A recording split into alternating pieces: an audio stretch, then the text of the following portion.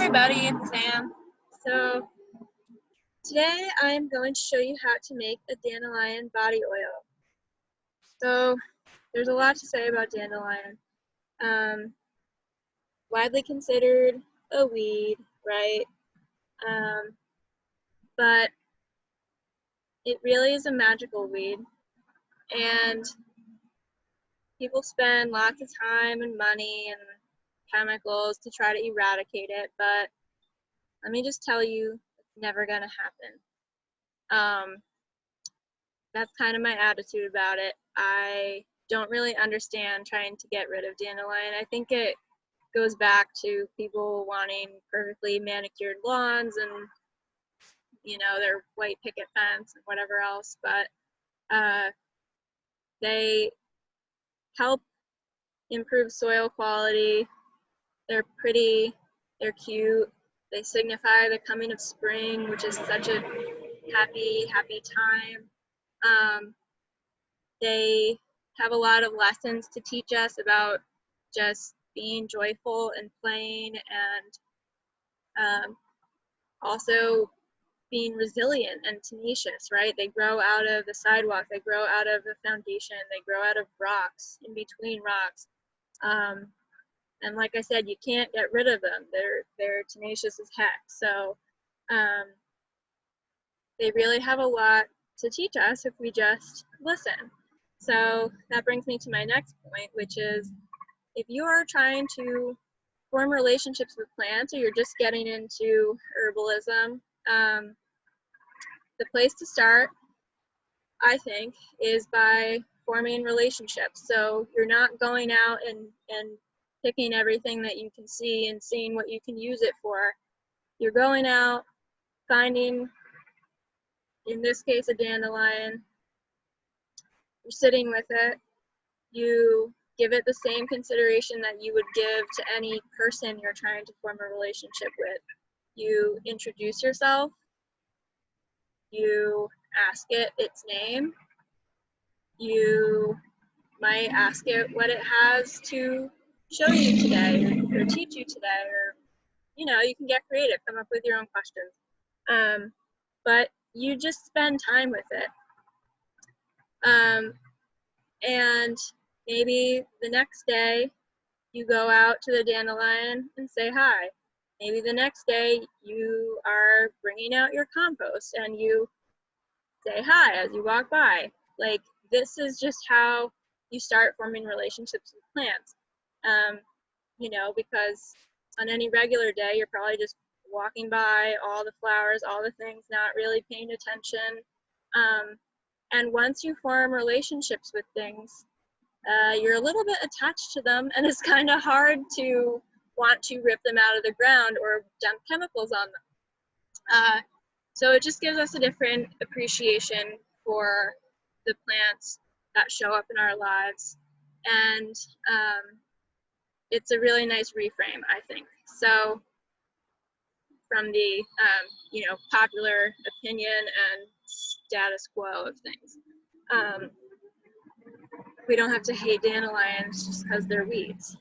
We can love them because they're weeds. They give us so much, and they're so generous with themselves, right? They're everywhere. So, okay, I'll get off my soapbox. But anyway, so once you form a relationship with dandelions and you decide, I want to go try to make this oil, or I want to go to eat the greens in a salad, or I want to make a vinegar, or make dandelion tea, whatever you want to do, you go out to harvest them, right? So in the same, just a leaf, in the same way, as you introduce yourself to the dandelion, you also ask its permission before you pick it. This might sound silly to some people, but it's the respectful thing to do. And when you're living in reciprocity with plants and the land, it's what you do. So ask its permission. Can I pick you today? Tell it what you're using it for. I want to use you to make a body oil to support my skin, to soothe my skin, whatever, you know, just tell it what you're using it for. And then listen, and you'll get an answer. If the answer is yes, then you can go ahead and start harvesting. First of all, make sure that you are identifying it properly. This goes with any plant you might use. So you might be saying, like, I know what a dandelion looks like, but I actually did a poll the other day where I posted a picture of coltsfoot, which is another yellow sort of flower like this. They look very similar.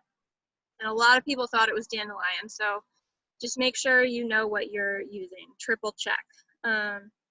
So dandelion, where did my leaf go? Oh, there it is. So dandelion leaves, hopefully you can see this. I can't see my screen at all because it's so sunny, but dandelion leaves sort of jagged. See, looks like a lion's tooth. Dandelion, that's lion's tooth in French. So it has those jagged edges, and they're hairless.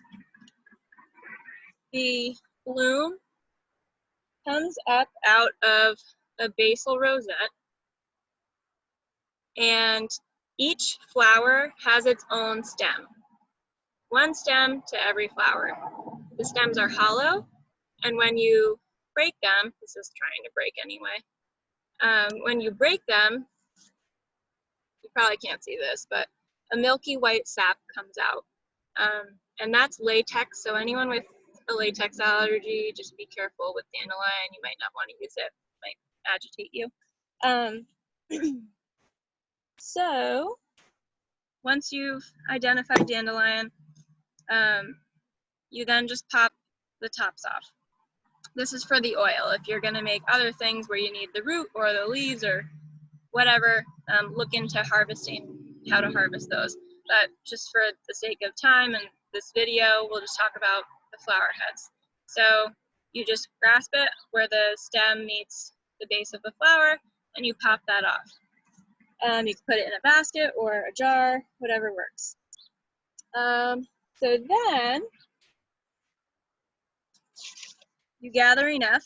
You want to gather kind of more than you think you need because you're going to dry them, and once they dry, there'll be like more space left in your jar than you want. So just have a little bit extra than you. If you're filling a jar, fill it and then fill it a little bit more. There you go.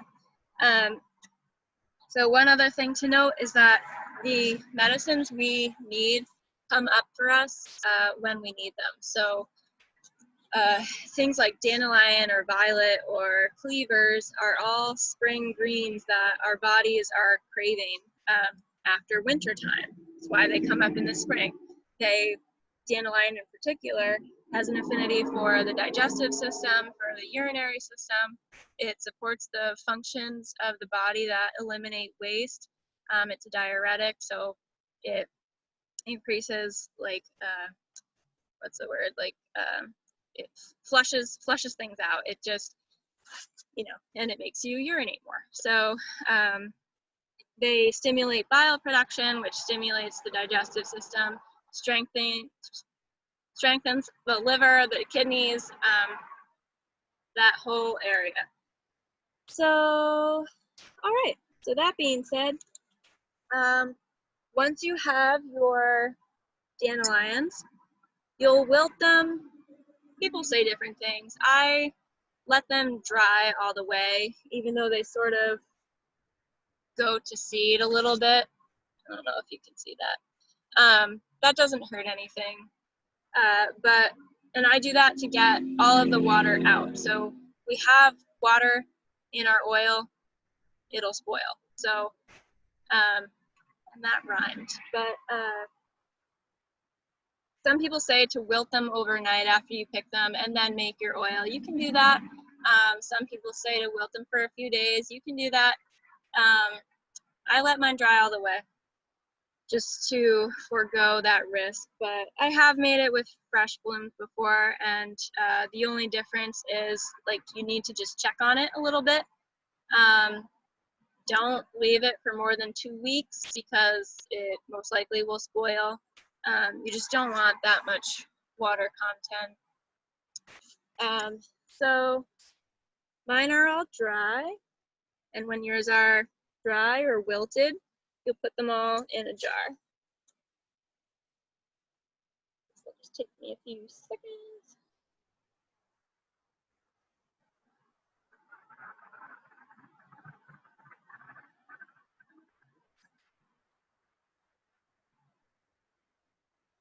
So that's why we also want to gather them on a dry, sunny day after the morning dew has dried off of them. Oops.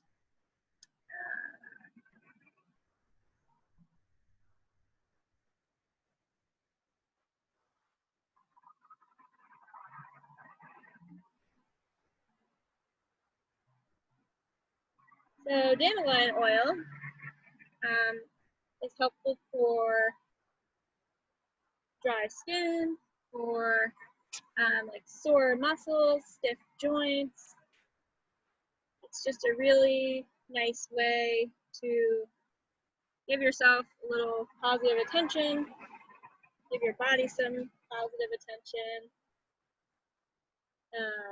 If you add some of the root to this, which you can do,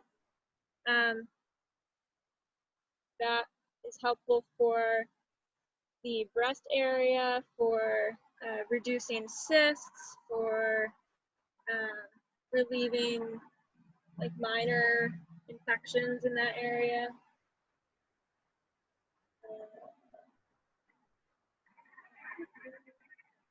Almost done.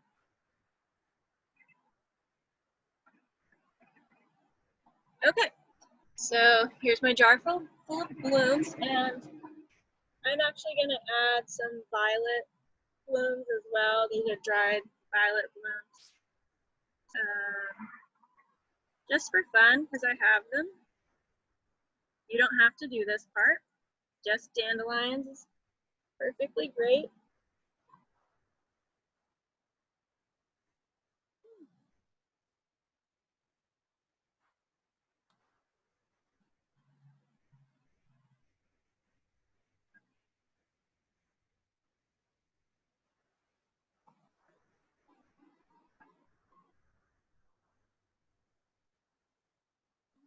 All right. Oh, I have a little root too. Okay, I'll just stick that in there. Why not? All right. Get a little closer. So here I have my dandelions. Then I'm going to take carrier oil. You can choose really whatever kind of oil you want. You can use olive oil. You can use, this is sunflower oil. You can use avocado oil, almond oil, apricot oil, like really whatever, just not vegetable oil, not canola oil. But other than that, you're good to go. If you want to look up the different benefits of different oils that there are for skin, different types of skin, you can do that. But I like sunflower oil all around for most things. So I'm going to use that. So we take our oil, take our jar, and we pour the oil over the contents of the jar. It really is this easy.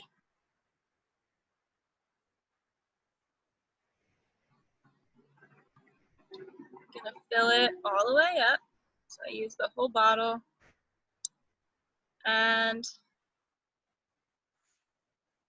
from there, I'm going to grab this knife. You can use a chopstick if you have a chopstick. And I'm just going to kind of scrunch everything around and down so that any air bubbles get out, because just like any water content, if there's any air as well, it can lead to spoilage or making your oil rancid. And if that does happen, don't get too bummed out. Just try it again. It's happened to me before, and you'll know if it goes rancid. It's disgusting. It's it's like the worst smell I've ever smelled in my life. Which is why I like to dry the blooms now. But I would do them fresh again. Some things you have to use fresh.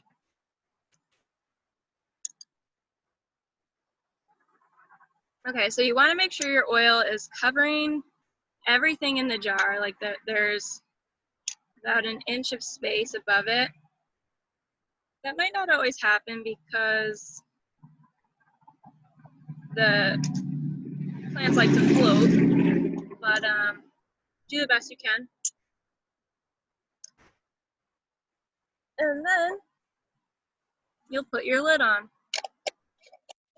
I have a plastic lid. If you have a metal lid, just never mind. Forget I said that. So you'll screw that on and give it a little shake.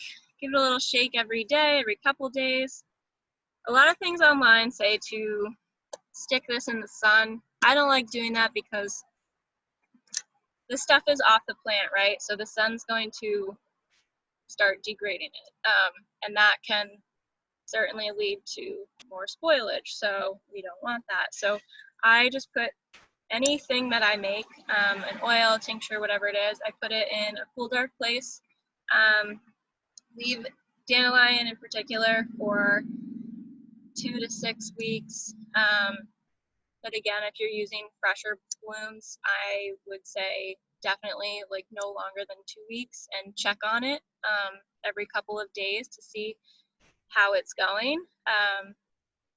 And it's that easy. So once this is done, after the 2 weeks or however many weeks I decide to wait, I'll just strain it out. So you can take a cheesecloth or like a cotton t-shirt or something like that, and you know, put it over a strainer, just dump it out, and squeeze as much oil out of it as you can, and then you're ready to use it on your body.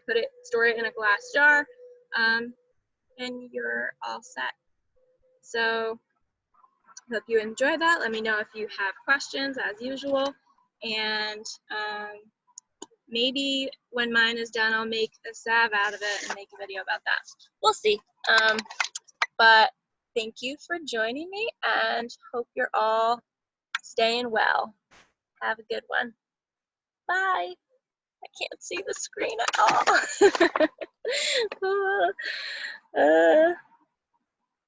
There it is. Bye.